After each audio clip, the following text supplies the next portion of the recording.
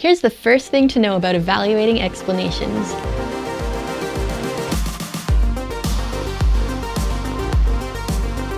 Welcome to Critical Thinking Scan, where we look at how you can think about any faith-challenging message and arrive at a biblical, logical conclusion yourself. I'm Patricia Engler, and today let's begin unpacking some tools you can use to evaluate theoretical explanations, which try to explain why something is the case or how something came to be. For instance, let's say you come home one day and find your front window is broken. Possible explanations may include a burglar smashed it, a baseball went through it, a UFO hit it, and so on. If you want to be Latin about it, the thing being explained, in this case a broken window, is called the explanandum, and the candidate explanations are called explanans. Knowing how to evaluate explanans comes in handy for thinking critically about everything from historical science interpretations to conspiracy theories. Now, one distinction to keep in mind is that explanations are not themselves arguments. Arguments present a set of reasons for why we should believe a conclusion is true, but explanations are themselves conclusions. For instance, you might conclude the window is broken because a burglar smashed it. Such statements form the basis for a certain type of argument called inference to the best explanation. These arguments adopt the structure O is an observable phenomenon, and E is the best explanation for O. Therefore, E is most likely true. This involves a type of inductive reasoning called abduction, which reasons from little facts which we know are true to a broader explanation which may or may not be true. Because inductive processes cannot prove conclusions are true, abduction doesn't guarantee the best explanation is the right explanation. It's just the explanation which currently makes the most sense compared to all the other explanations that we know about. Now, when it comes to evaluating explanations, we can avoid some mistakes by applying that critical thinking hack of asking, is this message true or false because? For example, is an explanation true because it exists or false because it sounds weird and unbelievable? Not necessarily. To find out if an explanation is likely true, we need to examine the explanation itself in comparison to observable facts and competing explanations. So how do you compare explanations? By looking for the one with the most evidence?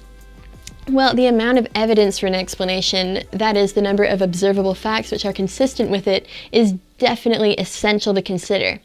But like my critical thinking textbook emphasized, it's not the only factor to consider.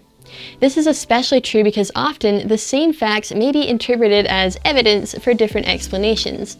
The same broken window might be called evidence for a UFO collision or for a break-in, and the same fossil may be viewed as evidence for gradual permineralization over millions of years or for rapid burial in a global flood. When multiple explanations exist for the same evidence, how do you narrow down which explanation is best? For one thing, a believable explanation must meet the minimum requirement of internal and external consistency. That is, it cannot include or lead to contradictory statements, and it must fit what we know about observable reality. You may recognize this as the test of a valid axiom from episode 36. For example, as linked resources explain, the Bible shows remarkable internal consistency, and a biblical explanation for life's origins matches what we know of observable reality. For instance, the observation that living entities only come from other living entities.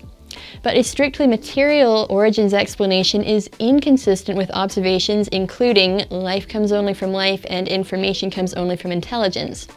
And it leads to internally inconsistent conclusions, such as believing in the necessary existence of immaterial laws of logic, when, as a linked article by Dr. Jason Lisle shows, such laws would have no foundation in a purely material universe. As these and many other examples you can find in the linked resources illustrate, a biblical worldview, but not a naturalistic one, passes the internal and external consistency tests for explaining the world around us. Well, what happens if multiple explanations meet that minimum internal and external consistency requirement? In that case, you can narrow down the explanations further with 5 other criteria, which we'll unpack next time. Meanwhile, for more on how to think critically about faith-challenging messages, you can access my other CT Scan episodes packed with tactics, tips, and tools that helped me as a Christian student at secular university. Thank you for watching.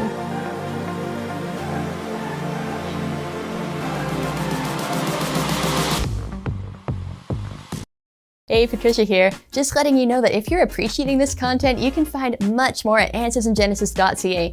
And while you're there, please consider donating to the ministry so that we can keep creating more resources. And however you're watching today, we'd love it if you take a second to subscribe, like, or share this content so it can reach and equip even more Christians. Thank you so much.